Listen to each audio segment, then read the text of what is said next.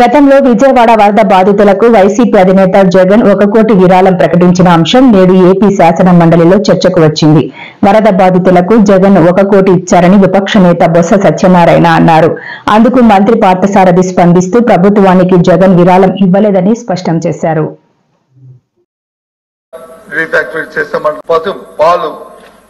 నీళ్లు దాంతో పాటు ఎవరైతే దినుసులు ఉన్నాయో ఆ దినుసులు కూడా ఒక నిమిషం ఆ దినుసులు కూడా నా అధ్యక్షతనే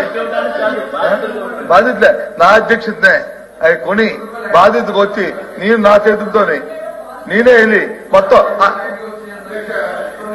అధ్యక్ష ఒక నిమిషం రండి నా తర్వాత మాట్లాడు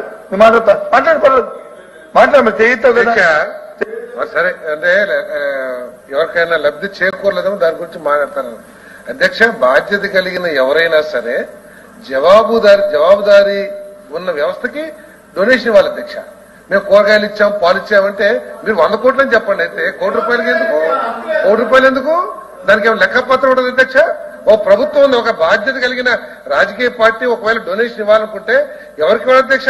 ఆ అధికారుల ఆధ్వర్యంలో నిర్వహించే వ్యవస్థకి ఇవ్వాలి. అధ్యక్ష, అందులో అక్రమాలు జరిగాయి అన్నారు. మాకు నమ్మకం లేదు కాబట్టే మా ₹1 మేము ఎవరైతే నిజమైన విక్టిమ్స్ ఉన్నారో వాళ్ళకి అందే ఏర్పడి మేము తెలుసుకున్నాం.